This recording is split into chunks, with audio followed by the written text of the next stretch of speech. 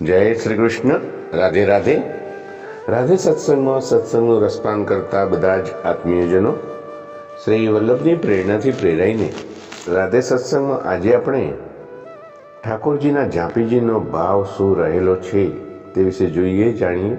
પરંતુ તે પહેલાં આપે રાધે સત્સંગ ચેનલને જો સબસ્ક્રાઈબ ન કરી હોય તો સબસ્ક્રાઈબ કરશો, જેથી નિત્ય સત્સંગની જાણ આપને થઈ શકે.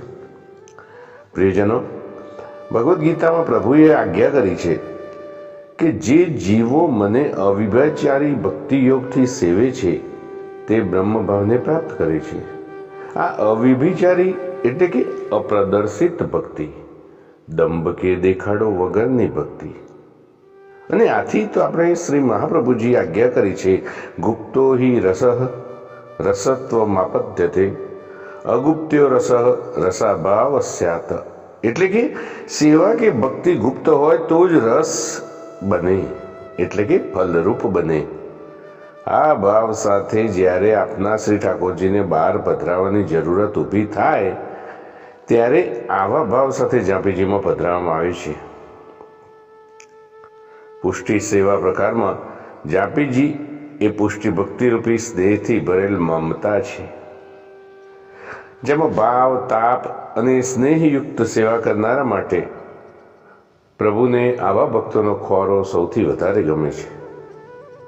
પ્રિયજનો, એકવાર આવા ખોરાની શોધ માટે પ્રભુએ જશોદા મૈયાને કહ્યું કે મૈયા, મારે કંઈ જોઈએ છે.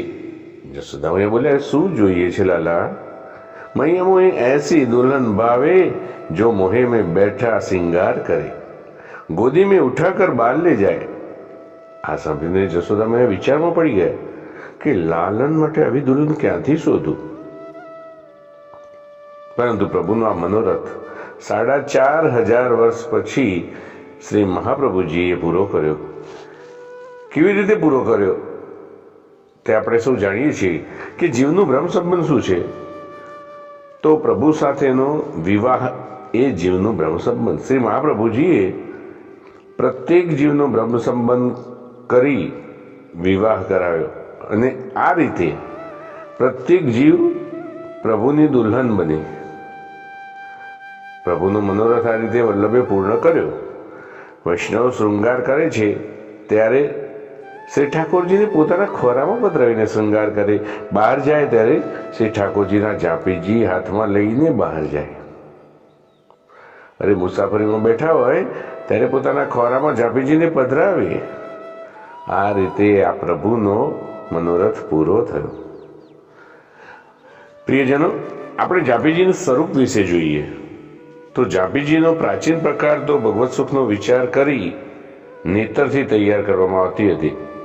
તેમ છતાં ધીરે ધીરે માર્ગીય પરંપરા અને ભગવત સુખનો વિચાર કરી એમાં જરૂરી સુધારા વધારા આવકાર્ય કરવામાં આવે છે. આ નેતરથી તૈયાર થયેલ જાપીજીને કંતાન, સાટિન કે રેશમી વસ્ત્રથી મઢી લેવામાં આવે. તેની અંદર બટવો તેમજ જારીજી બદરાવા માટેની અલગ વ્યવસ્થા હોવી જોઈએ. પ્રભુને બોઢવા માટે ગાદી, તકિયા, ચાદર તદ્દન કોરા જોઈએ, એટલે કે ધોયા વગરના હોવા જોઈએ. જાપીજીના કેટલાક નિયમો આપણે જોઈએ તો સૌ પ્રથમ પ્રભુને જાપીજીમાં પધરાવ્યા પછી જાપીજીને કંતાન કે રેશમી વસ્ત્રથી વીંટાળવામાં આવે. ત્યારબાદ બટવામાં સૂકો મેવો કે દૂધની સામગ્રી પધરાવી શકાય. જારીજીની જગ્યાએ જારીજીમાં જે જર ભરીએ તેની બદલે તેમાં સાકર પધરાવીને લઈ જવાય. બીજું, ચાલતા મુસાફરી દરમિયાન જાપીજી આપણી સાથે 2 હાથની હથેળી પર રાખવા.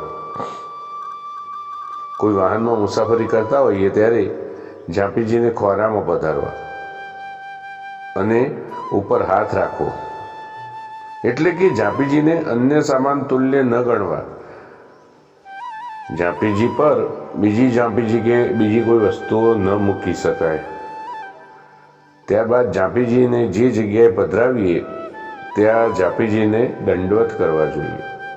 પ્રિયજનો, આ થોડીથી જાણકારી સાથે આજના સત્સંગને શ્રી વલ્લભના ચરણમાં સમર્પિત કરી અત્રે વિરામ આપીએ.